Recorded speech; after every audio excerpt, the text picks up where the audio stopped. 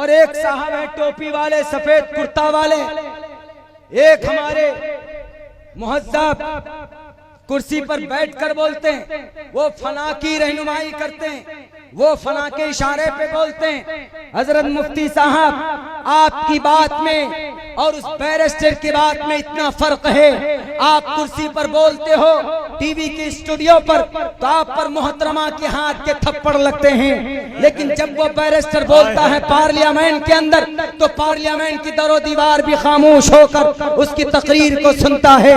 वो फर्क है आप में उस बैरिस्टर में। आपकी ये बात मुझे अच्छी नहीं। वो इस देश के रक्षक हैं, वो इस देश के मजलूम तबके के एक उम्मीद हैं, वो इस देश के रखवाले हैं, वो संविधान को मजबूती के साथ इम्प्लीमेंट करने वाले हैं। आप अपनी बातों को वापस ले लीजिए। आपकी जुबान से ये बात अच्छी नहीं लगती।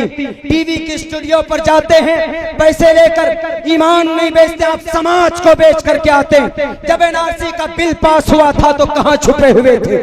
जब CAA का बिल पास हुआ था तो कहां छुपे हुए थे? जब 1965 के अंदर आसाम के अंदर बिल पास किया गया, 5 लाख एनआरसी के नाम पर डिटेंशन कैंप में डाले गए, तो मुफ्ती साहब कहां थे आप? जब बाबरी मस्जिद तोड़ी गई तो कहां थे आप? जब डॉक्टर प्रियंका को मारा गया, जलाकर भस्म किया गया, तो कहां थे आप?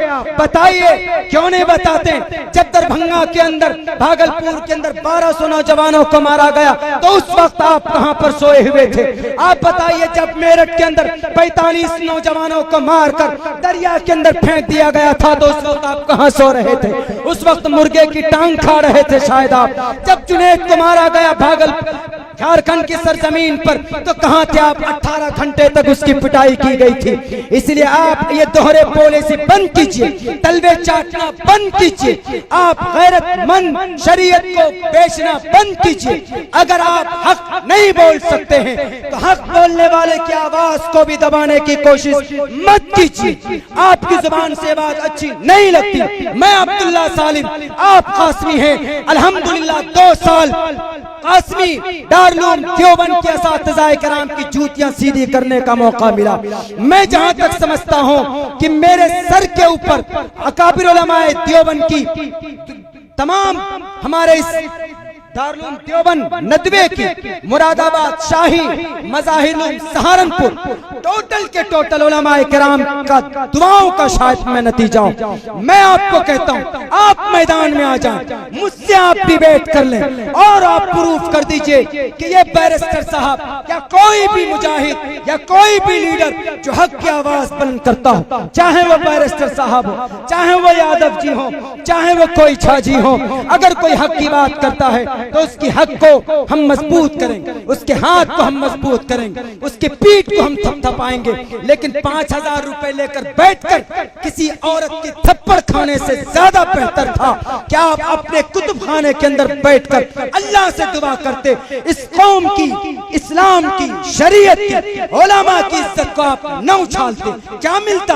आपसे पूछा जाता है what is the definition of काफिर, आप काफिर का डिफिनेशन नहीं बना पाते। काफिर का मतलब हिंदू भाई नहीं होता।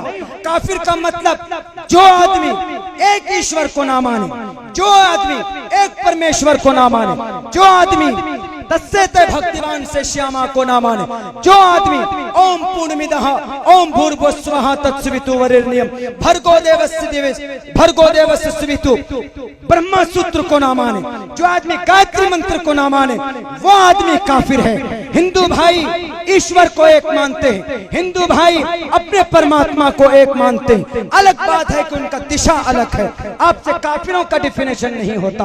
आप कासमी होंगे, बड़े काफ से नहीं, छोटे काफ से आप कासमी होंगे। इसलिए कि मौलाना कासिम नानोतवी खड़े हो गए थे आर्या समाज के सामने शरीयत को बचाने के लिए। मौलाना हुसैन अहमद मदनी सर पर कफन बांधकर हक को बुलंद करने के लिए तोप के सामने खड़े हो गए थे। आपकी कोई भी, आपके अंदर कोई भी ऐसी सिफत नहीं दिख रही है मुझे।